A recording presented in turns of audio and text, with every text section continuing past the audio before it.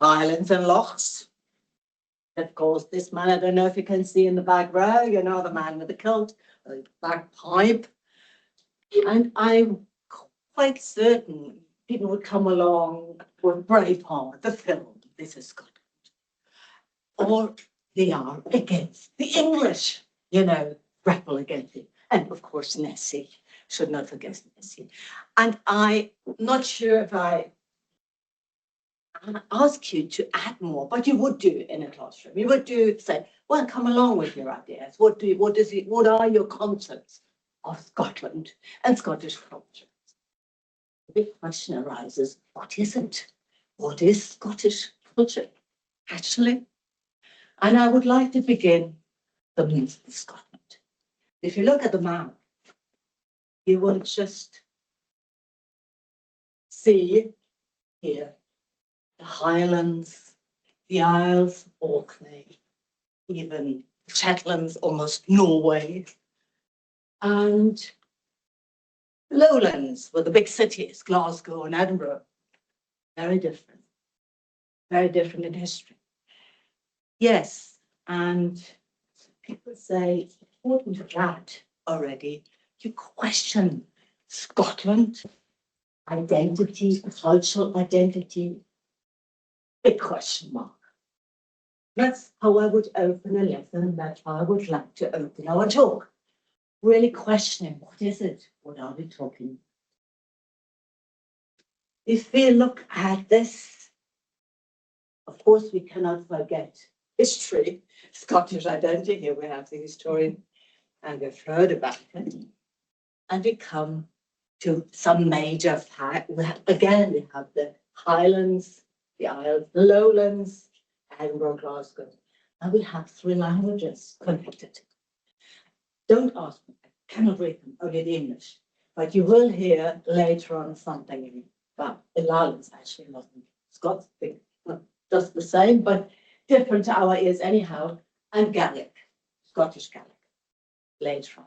Because my talk will be basically about, I said, Scottish identity, cultural identity, and have a look at some historical facts. We will have a short glimpse, you're all familiar with it. But again, keep in mind, I have you students in mind, your lessons in mind. And I think that it's mighty important to know some aspects. And then we carry on looking at the so-called Scottish Renaissance, which was a literary movement in the beginning of the 20th century, and it had a huge impact on Scottish literature, as well as the big question, who are they? What is the Scottish identity or cultural identity? That's what I want to talk about, tell you about. Okay, so excuse me, I may just sit down for a while. Here are the historical background, some aspects. I mean, this is really most familiar to you. Of course, we have to begin with the Celts. Not to forget the Picts, they always come up as well, but we stick to the Celts. And of course, it has a huge impact on the Scottish, or you hear at least a lot about it again and again, the Scottish identity as such. For example, as mentioned, the Scottish Gaelic language. Can you hear me when I'm sitting? Is that okay? Then we have, of course, William. Well, we have then later on the Wallace, William Wallace, well known through this film Braveheart, but of course, as you all know, it's a complete fiction. I mean, it's the only combination.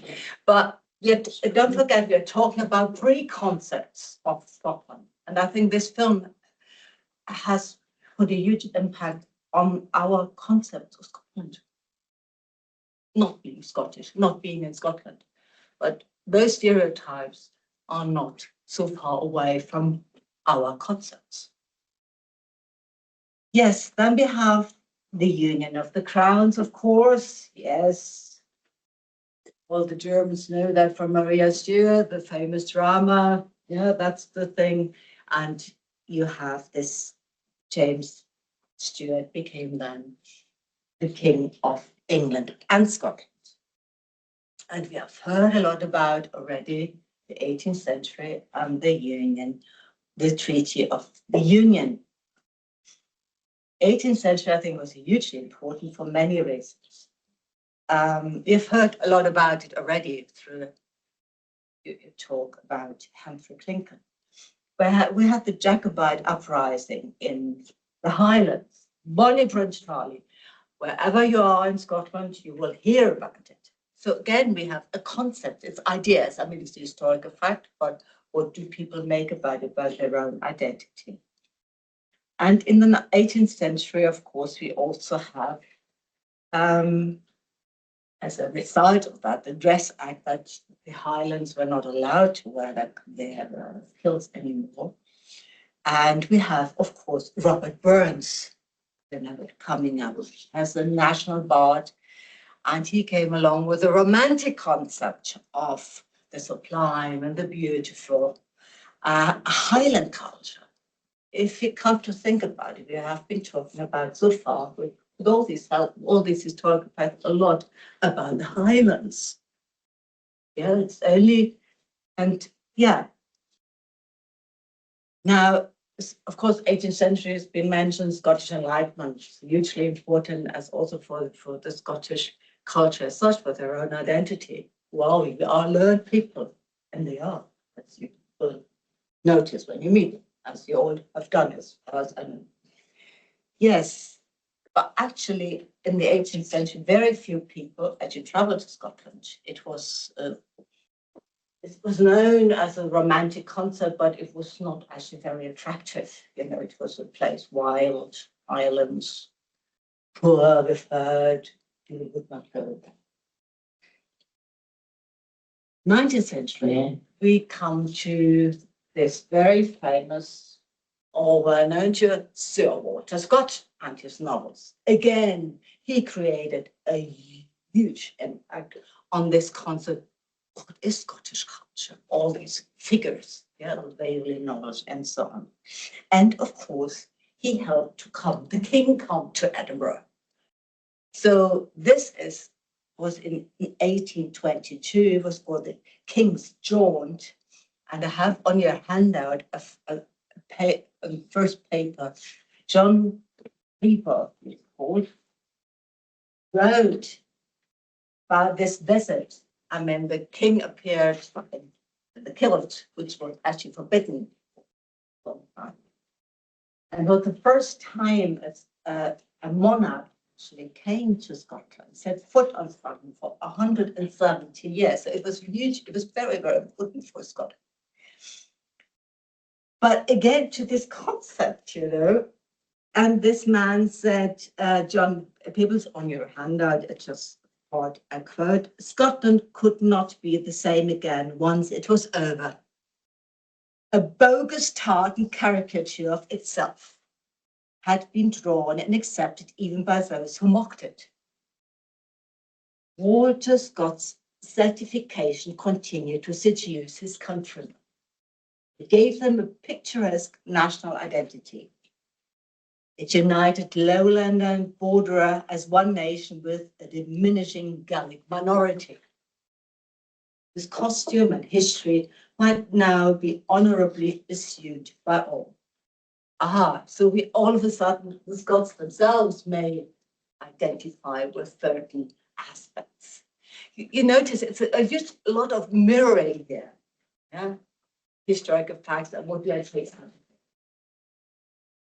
So this few glimpses at the history show you that it is a multi-facial concept we meet here.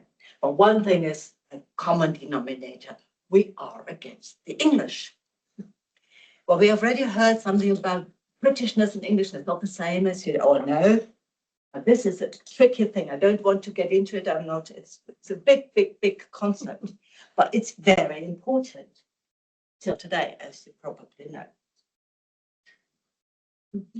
As we have already heard, if you have an identity, you would actually need the other. And here they are, the other are the English. We are not like the English. And I'm sure you've heard that a lot, many, many, many times. You know that. But Scottish, as you know from historical facts, part of Great Britain since the Treaty of the Union. Scotland can be described to be in bed with an elephant. So you are part of it. The English perspective is they deny Scottish nationhood and their stereotypes of the Scottish being mean and thrift, good with money, their beautiful countryside. You could see that during the Brexit, all the Londoners went to Scotland, to discover the beautiful countryside. So to look at it by now, there are one identification, one point, that is we are not English. But then in the 20th century, it happened. We come to the very last point.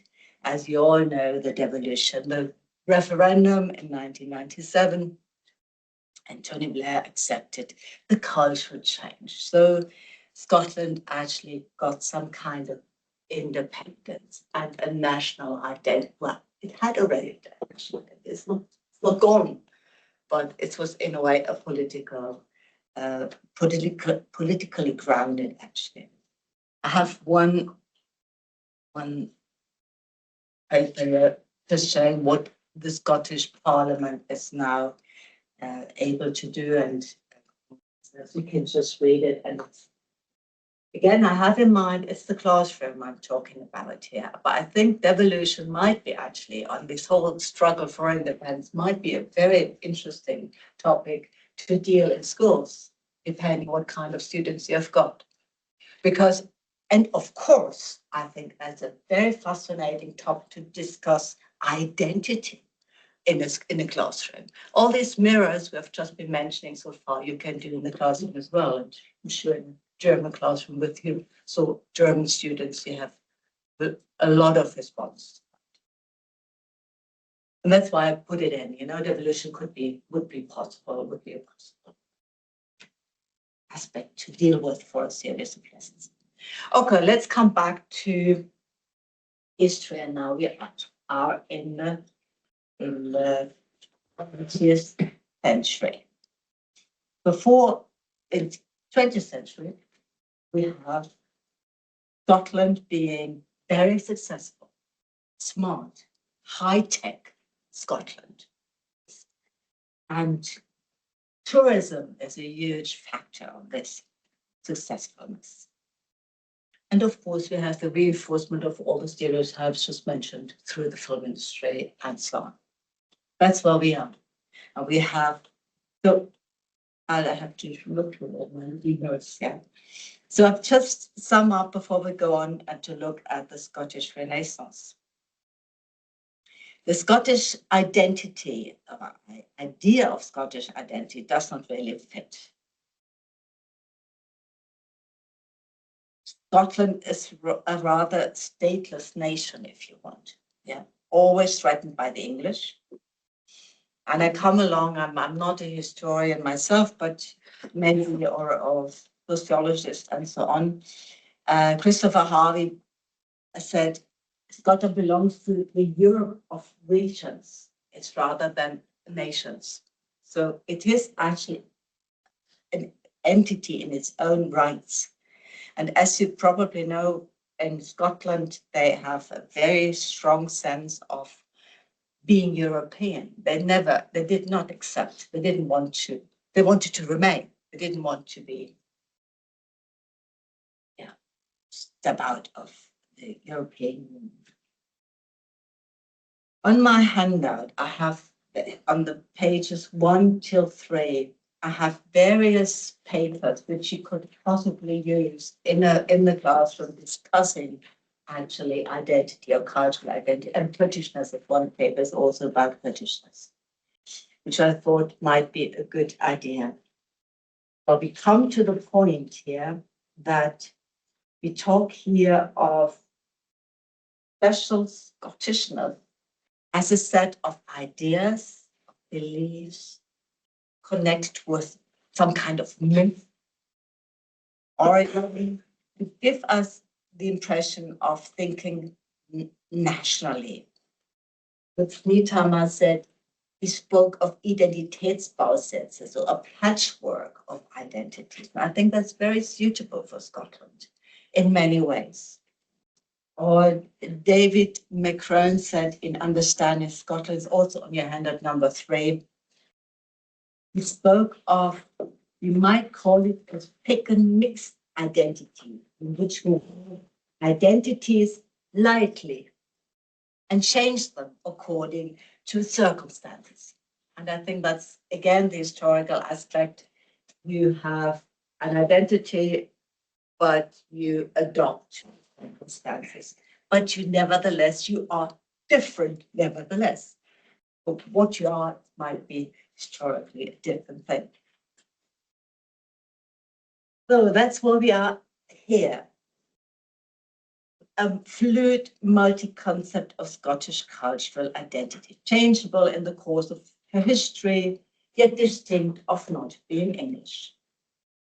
And with a clear reference to her own cultural history, and this finds its expression in the 3 languages you've just seen, and they have very much sort of be at the center of the so-called Scottish Renaissance. Now, what is the Scottish Renaissance? Oops, go back. It began the beginning of the 20th century, and the Irish literary revival had impressed the Scotsman at the turn of the century. And so there was a local need not to be parochial. I thought about provincial a minute ago, but parochial is a different word. It's a completely different word. Anyhow, McDermott, the leading figure of the movement. The movement was between 1910 to 1950, roughly. Stressed this point by insisting that true internationalism could not exist without small nations.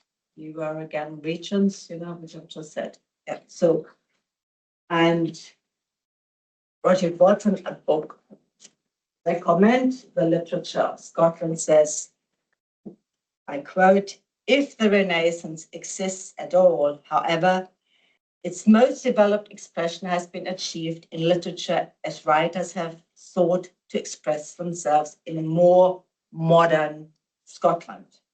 They have felt the need to remark an understanding of their own present nature and past history. And no 2 writers have taken the same route. But they had a huge impact until today. I will come to that. It had particularly a revival of Gaelic and Scots folklore and regional myth until today. And as the handout 4, you heard it in a letter. And he says, claims, Scotland is a separate and very different country from England. That Scotland has an independent literary tradition, yet it been ignored by many countries since, according to him, the English tradition aims to eliminate and assimilate Scottish standards completely to English. And he criticized the government agency like the Arts Council, the British Council, etc., to have pursued this policy. You will hear this argument again and again nowadays still. It's very prominent, or at least I've heard it a few times. But that was a huge motivation. And out of this Scottish Renaissance, that movement, so-called, actually a lot of new publishing houses existed, new magazines, and so on. Whereas before, and still are, most of them are in London. But here in Scotland, particularly in Edinburgh, I think also in Glasgow, a lot of, many, usually very small publishing houses open close again. But it was a huge, very lively world, but still is. Now, I've mentioned the Hugh McDermott, and you cannot do without him. And and I probably need now Hannah's help because I have him speak and read his Watergall. And there you hear his it's called Lowlands, he called it Lowlands. It's a kind of synthetic. It's not Scots as such. Scots as such is a language in its own right, or languages in its own right. There are various kinds of Scots. It's a bit like Middle English. That's a different influenced by the Angles, by the Angeln, and so on. By equally. So, just Kannst du mich, da machst gerade auf Start drücken. Genau, hab schon hin. Ja. Und jetzt hast du es ausprobiert. Nochmal. Moment. What the poem is about, I'm going to read you one or two very short poems in Scots, which will be quite unintelligible, I think, to all of you, unless I explain them. The Watergall. A Watergall is a broken rainbow, a broken shaft of a rainbow that you can see sometimes between clouds. Not a complete arc, but the broken shaft of the rainbow. And this poem says, one wet early evening in the sheep shearing season, I saw that occasional or rare thing, the broken shaft of a rainbow with its trembling light beyond the downpour of the rain. And I thought of the last wild look you gave before you died. The next two lines are very difficult idiom. The skylark's nest was dark and desolate. My heart was too. But I have thought of that foolish light ever since then, and I think that perhaps at last I know what your look meant then. Now, in Scots, in my Scots, that reads this way. A week for nicht of the outrummel, I saw yon antern thing, a watergall wi' its shittering licht, ayont the yonding, and I thought of the last wild look you gied afore you did. There was nae reek i' the Laverick's hoose that nicht, and nane i' mine, but I hae thought of that foolish licht ever since syne, and I think that maybe at last I ken what your look meant then.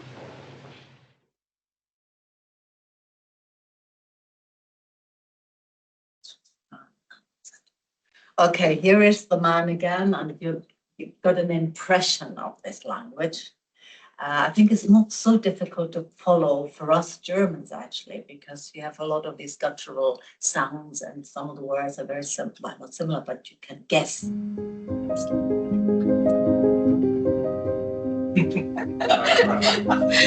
my God. Sorry, that's my algorithm. Okay. I would have loved it, I'm sure. Yeah, Hugh McDermott, I mean, he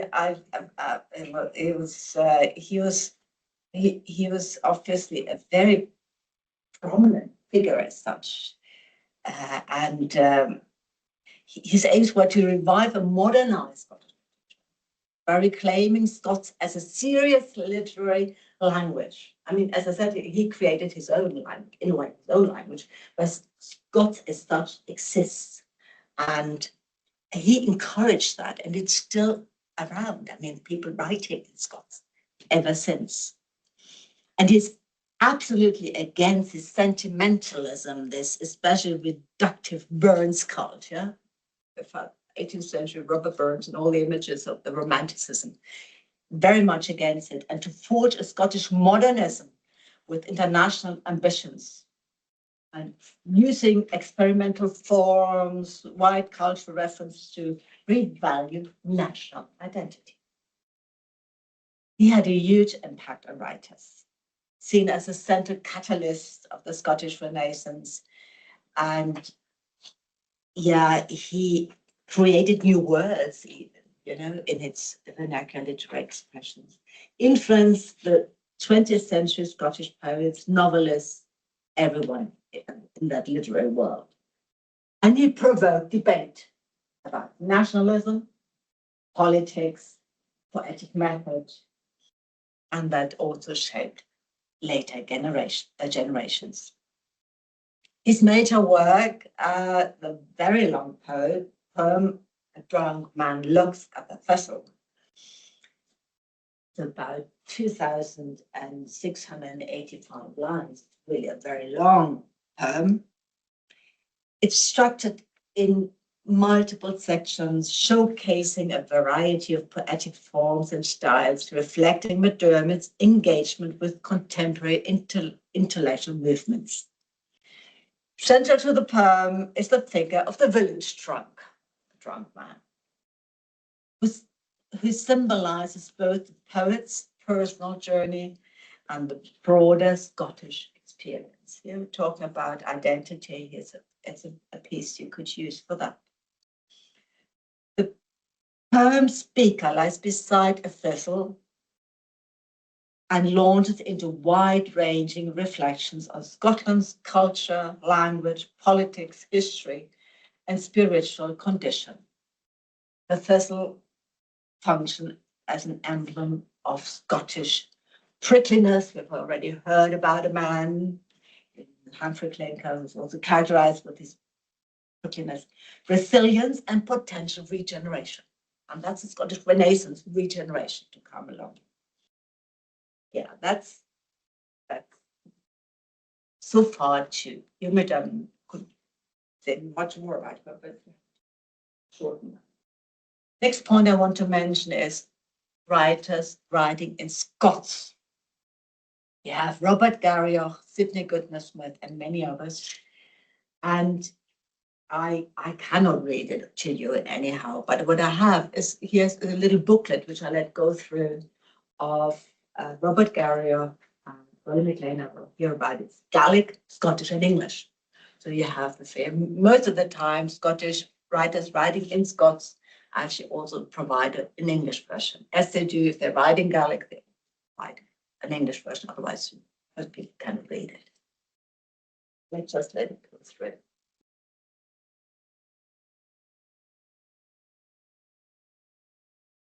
So I just want to stress that Scots is as a language since you've McDermott a literary language, and it's actually also been encouraged by the Scottish Parliament. The Makars, they usually have the once or every 4 years, I think it is. They actually say the Makars is Scotland's national poet. A position established in 1904. Edwin Morgan was the first one to promote poetry, literature, and the languages, Scots and Gaelic. That's where it comes from. So it's very prominent in today's Scotland still. Now let's come to the very important person as well. It's Willie MacLean. We have now the Gaelic part. Willie MacLean is well known till today. He was born in 1911 and died in 1996. And it was a pleasure to see him reading, and you will hear. I mean, we don't think we see him reading, but you can hear his voice. And even if you do not understand a word, these Gaelic words, they seem to move. They're a bit like waves, coming over you. I hope you will have the same experience. You will hear the poem reading. Just a sec, I need to refresh. Yeah, a poem in a minute. Dogs and Wolves, it's called. Very famous poem, and he reads them. He will explain it.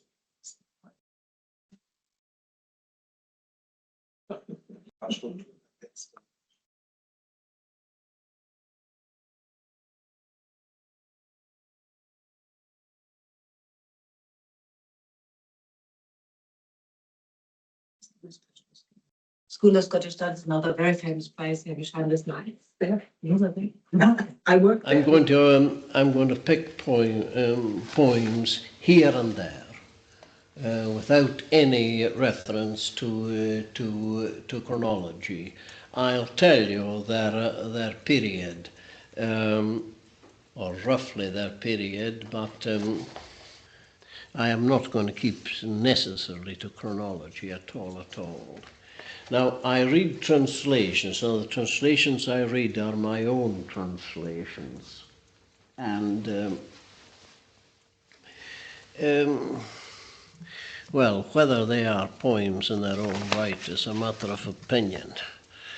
The translations. Now, I read the English translations first, because I think that gives more of a chance to people who don't know Gaelic.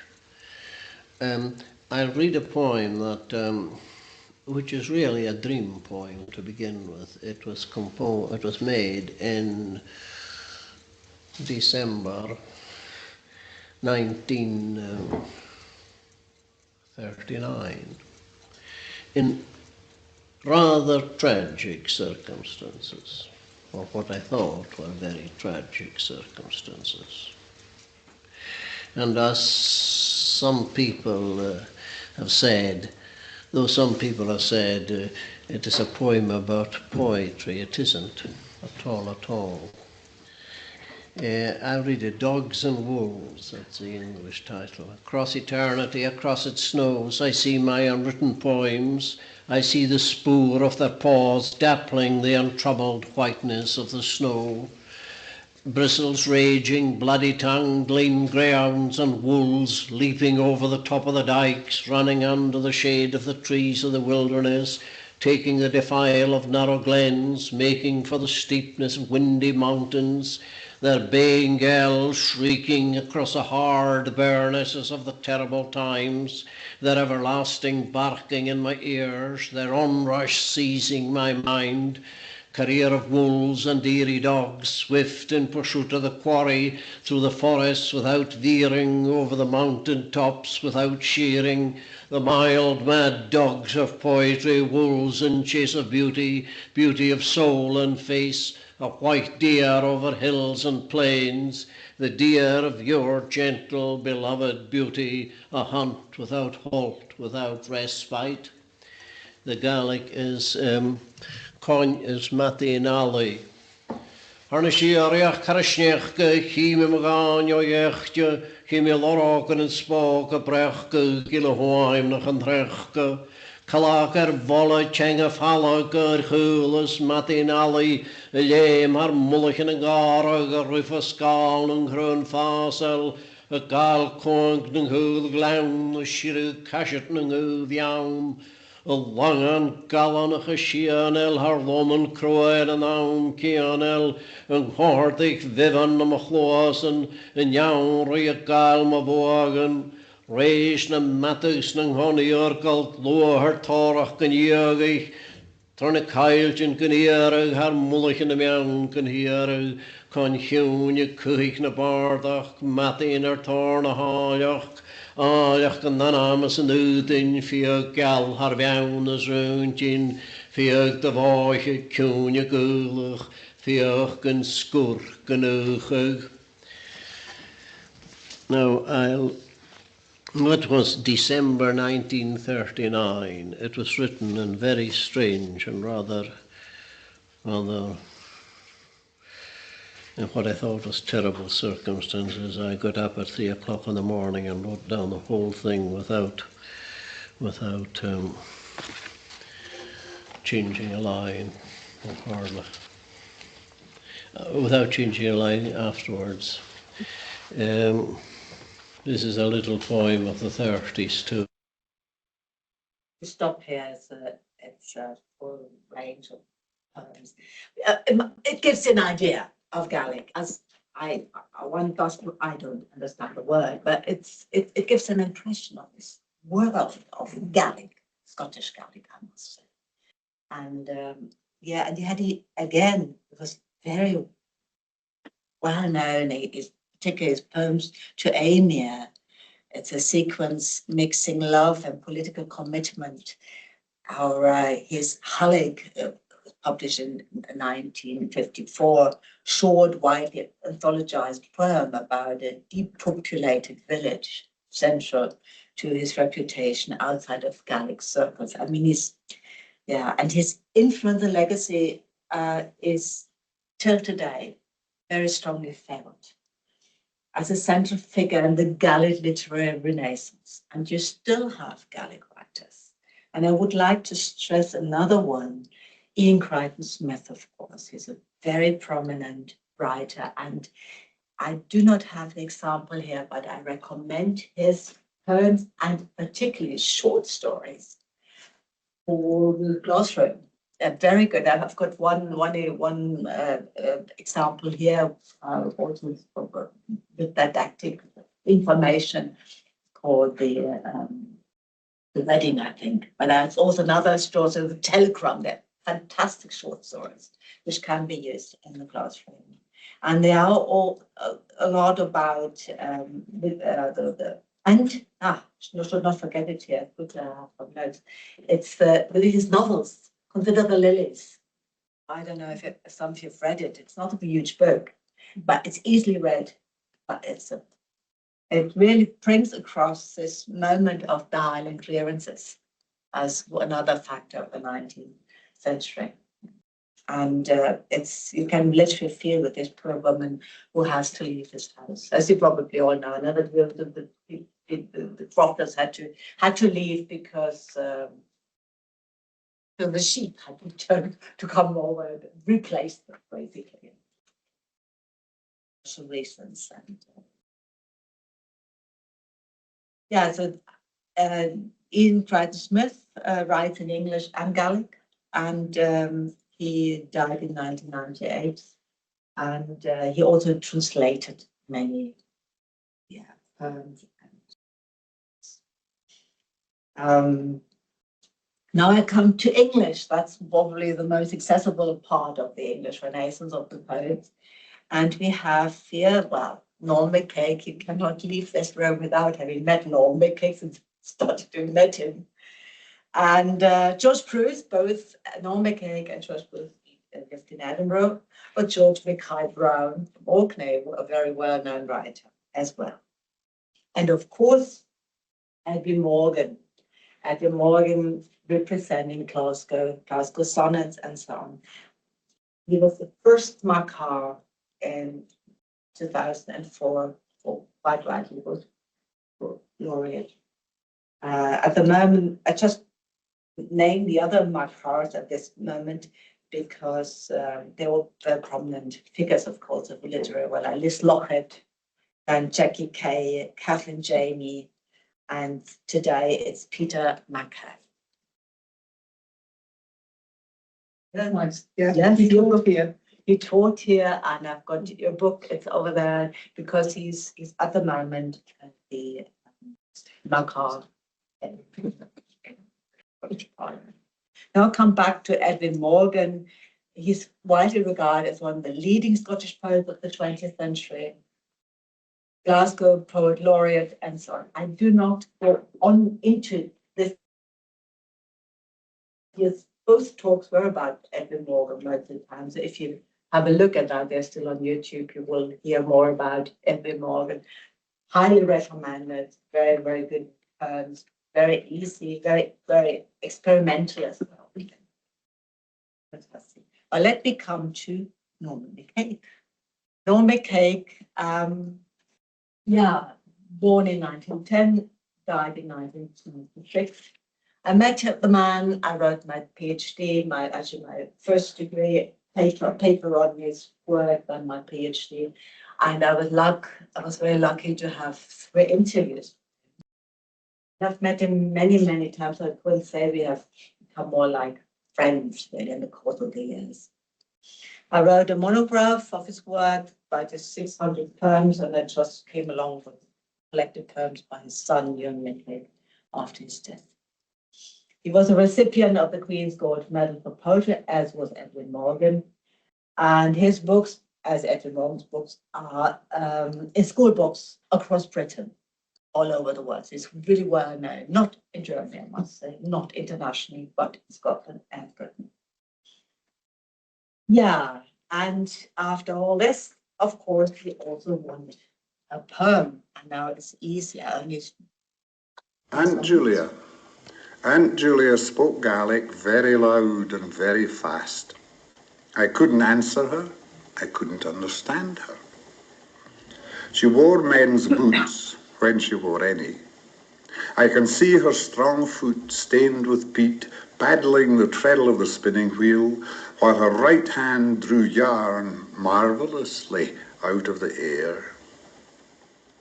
Hers was the only house where I've lain at night in the absolute darkness of a box bed, listening to crickets, being friendly. She was buckets and water flouncing into them. She was winds pouring wetly round house ends. She was brown eggs, black skirts, and a keeper of threepenny bits in a teapot. Aunt Julia spoke Gaelic very loud and very fast. By the time I had learned a little, she lay silenced in the absolute black of a sandy grave at Luscantire. But I hear her still, welcoming me with a seagull's voice across 100 yards of peat scrapes and lazy beds, and getting angry with so many questions unanswered. I'm sure. yeah, you can possibly imagine this young boy, he did not have any Gaelic, and meeting this aunt on Scalpe out of Hebrides, speaking Gaelic all the time, and his uneasiness in his lonely bed, listening to crickets, being friendly. Yes, that's Norman McCaig. I think his poems are very accessible, and you can deal with them in the classroom, I would imagine. No, I've done that from experience with that. Poor students could not avoid it, you know. Anyhow, Norman McCaig actually is born in Edinburgh, but he says his Gaelic ancestry, his mother came from the Outer Hebrides, made him consider himself a Gael, and he called himself a second generation townee. And he always went up to Ascent. He loved fishing in the northwest of Scotland. And he said Ali Bain actually said it was his spiritual home. He was actually, although I was born in Edinburgh, he actually writes a lot about Edinburgh, about Edinburgh. But he's actually so we have here a figure who is actually in both worlds, if you want, in the London. We come back to that. I think I should finish my talk here. Just have me quickly, I would like to refer to Robert Crawford, is the present day a writer. You have this poem and the next and another one in your handout with the translation even. I think translation exercise might be quite interesting also to do in the classroom, you know, just for a tricky bit. And just his present day, and so which we know it's normal, okay, all these people are dead, but this is present day writer. Yeah, present day writers as such, they have out from the Scottish Renaissance, they are experimenting. We have Robert Crawford, Cal and Duffy, we have already mentioned, Don Patterson, generation before, Liz Lockett, big names. It's a very lively community in Scotland. Talking about identity or cultural identity, here we have a very modern, very vivid awareness of being Scottish, not English, but all the rest is depending on the circumstances, etc. It's a mixed picture of identity based on history, based on personal experience. My last bit, of course, is just suggested reading. I have some links. The Scottish Poetry Library is very helpful. They have actually themes and whatsoever. You can actually pick and choose what you want if you want to deal with poetry. I know it's not always very welcomed in the classroom, but I think if you embedded it with other aspects of identity and so on, it can also be quite interesting. Also, maybe with some kind of creative writing. Yeah. I would like to add there is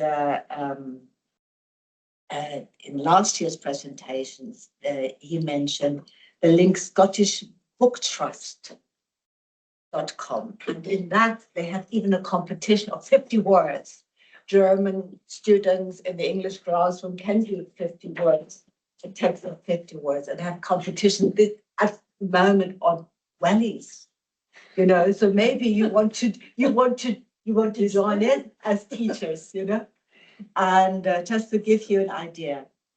Yes, literature, I just mentioned Robert Watson, but there's plenty of Robert Crawford, Marshall Walker, and so on. Just, yeah, the usual books to look up. Think. I have something prepared for you there. I thought dealing with Scotland in the classroom, you may have year 9 and 10. I've just heard that the curriculum in Latin actually stresses Scotland more than it has done in the past. So we may want to plan a visit to Scotland or deal with books and so on. But I have also more series of lessons in the year 11, 12, and you have to do Macbeth or the part of Macbeth. If, of course, Shakespeare, you can include that with Scotland, and I've done it. It's actually very, very successful, because then it's sort of dangling in the air, you know, with this Macbeth and the Shakespeare, difficult Shakespeare. Or you have Scotland and Ireland, of course, always a good thing to do. Northern Ireland or Ireland as such, maybe Northern Ireland, depends. Or you have the regions, as I've done, you know, which is a lot to do. Or you deal with poetry as such. I've mentioned some ideas. Now I have 5 minutes more. Thank you for your attention.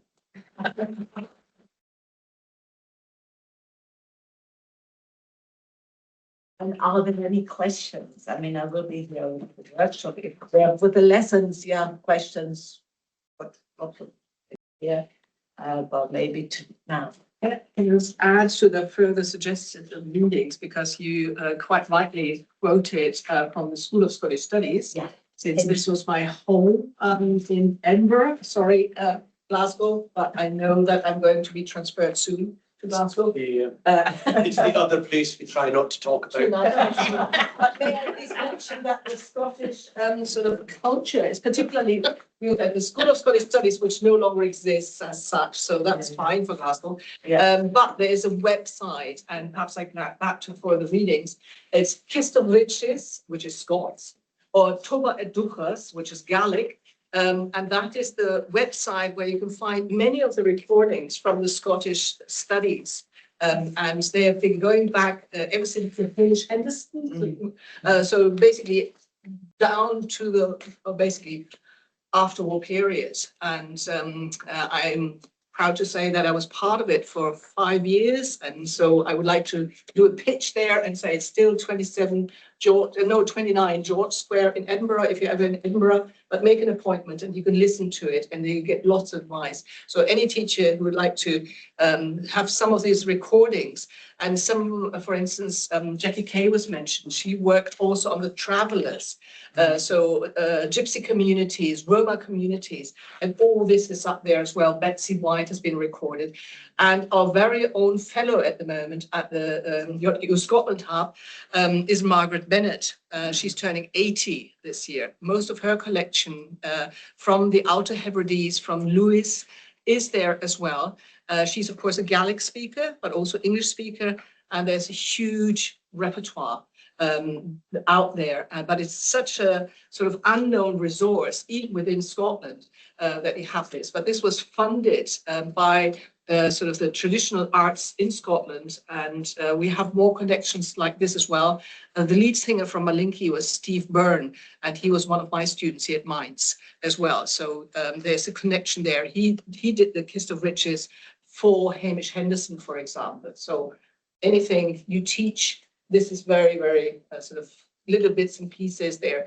And I can't stress enough what Anette has just said about also the Scottish Poetry Library, a huge resource where you can just get all the recordings and doing this. And I'm very grateful to you that you have all the languages of Scotland actually here as well. And one last thing, he has to say something about Lallans, I think, because we have a book of his grandfather being part of this donation called the translation of the Book of Ruth. Yeah, the Book of Ruth. But Yeah.